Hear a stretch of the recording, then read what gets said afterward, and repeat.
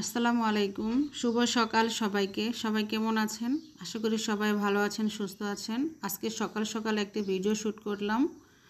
আমি ফজর নামাজ পড়ে আর আজকে আর ঘুমাইনি, কারণ অনেক সময় দেখা যায় কি ফজর নামাজ পড়ে শরীরটা অনেক খারাপ লাগে, শুয়ে পড়ি যে 2-1 ঘন্টা আবার পুনরায় ঘুমাই, কিন্তু আজকে আর ঘুমাবো না, শুবও না। তো আজকে আমি একটু বাইরে বের হব, সকাল সকাল হাঁটতে বের হব। আর সকালবেলা হাঁটা কিন্তু শরীরের স্বাস্থ্যের জন্য খুবই ভালো। তো আজকে মেয়েকে বললাম যে চল সকাল সকাল একটু হেঁটে আসি, কিন্তু মেয়ে রাত জেগে পড়াশোনা করে, তাই হাঁটতে বের হবে না। আর অনেকবার ডাকাডাকি করছি, দেখছি যে ওঠে না, তো আমি নিজেই বের হয়ে গেলাম আর একাই বের হব। তো আপনারা সবাই ভিডিওটি দেখেন, আর কোথায় হাঁটতে গেলাম তা অবশ্যই দেখবেন। তো এই যে বাড়ি থেকে বের হচ্ছি, বাহিরে একটু ঠান্ডা ঠান্ডা আছে, যেহেতু এখন শীতকালে তো বাহিরে ঠান্ডাই থাকে, কিন্তু যখন হাঁটবো তখন তো ঠান্ডা থাকবে না। হাঁটার কারণে নাকি শরীর গরম হয়ে যায়। তো এই যে আমি বের হচ্ছি সকাল সকাল, বাসা থেকে বের হলাম। এই যে এটা হচ্ছে আমাদের বাড়ির সামনে যে রাস্তাটার সরকারি কাজ ধরছে। এখানে আপনার মাটির নিচ দিয়ে নাকি পাইপ যাবে, কারেন্টের পাইপ নিয়ে যাবে, এই জন্য রাস্তা কেটে পুনরায় কাজ ধরেছে।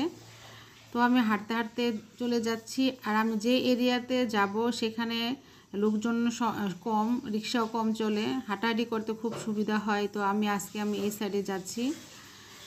তো নিজের এলাকাতে হাঁটতে বের হলাম, পরিচিত মানুষগুলো সাথে দেখা হবে যারা সকাল সকাল হাঁটতে বের হয়। আর এটা হচ্ছে Mamudpur Adarsha school, kindergarten plus high school. এখানে আমাদের এলাকার সব বাচ্চারা পড়াশোনা করে। তো আমাদের এখানে মোটামুটি আমাদের সাইডে একটু দালান কোঠা বা একটু বিল্ডিং উঠছে বা জনবসতি বেশি। আর এখান থেকে আমি যেখানে যাব সেখানে হচ্ছে চক মানে বিলের জমিগুলো যেখানে আর কি, ওইখানে হাঁটতে ভালো।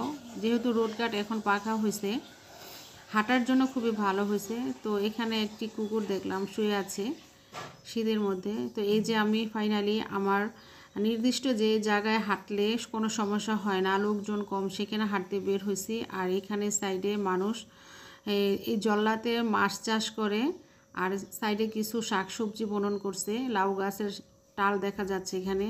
আর আমার সামনে একজন মুরব্বী হাঁটতেছে। তো ওনাকে আমি চিনি না, কিন্তু আমার সাথে হঠাৎ দেখা হয়েছে, এখন আমি ওনার সাথে হাঁটতেছি। আর ফার্স্ট টাইম হাঁটতে বের হয়েছি, তো একে একে একটু আনইজি বোধ লাগতেছিল। তখন তার সাথে কথা বললাম।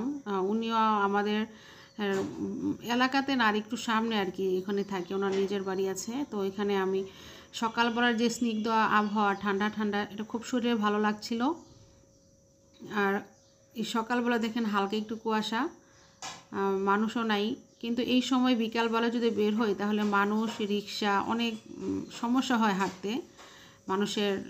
যেহেতু রোড পুরো পাকা হয়নি, অর্ধেকটা, এটা শুধু ড্রেনের পাকাটা হচ্ছে, ড্রেনের যে সাইডে যে ড্রেন হয় সেইটার সাথে অতটুকুই পাকা হয়েছে। আর ওইখান থেকে মানুষ চলাচল করে, আবার রিক্সাও যায়। তো বিকেলবেলা একটু সমস্যা হয়, কিন্তু সকালবেলা হাঁটতে একদম মানে কোনো সমস্যা নেই, ভালো লাগে।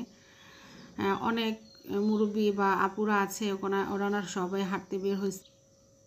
আর এই সেটটা দেখতে অনেক সুন্দর। এখানে মাছ চাষ করে, বিশেষত এটা বিল ছিল। আর এখানে সম্ভবত এই মাটি যখন রাস্তা কাটা হয়েছে, যখন রাস্তা বাঁধা হয়েছে, তখন এখান থেকে মাটি নিছে, আর এখানে পুকুরের মতো জল্লা হয়ে গেছে।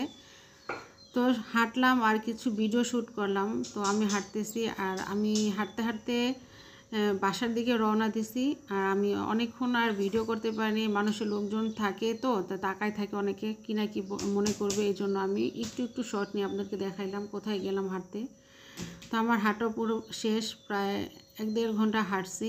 তো আজকে ফার্স্ট টাইম অনেকটা হেঁটে ফেলছি, জানি না কি হয়, কারণ বেশি হাঁটার কারণে আমার অনেক সময় পা ব্যথা করে।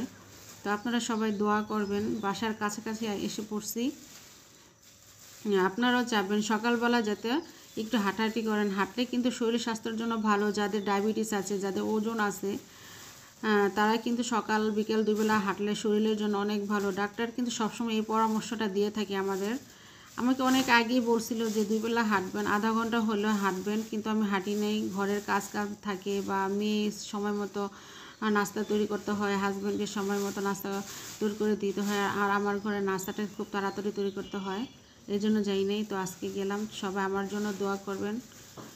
আপনারাও সুস্থ থাকবেন, ভালো থাকবেন। আল্লাহ হাফেজ।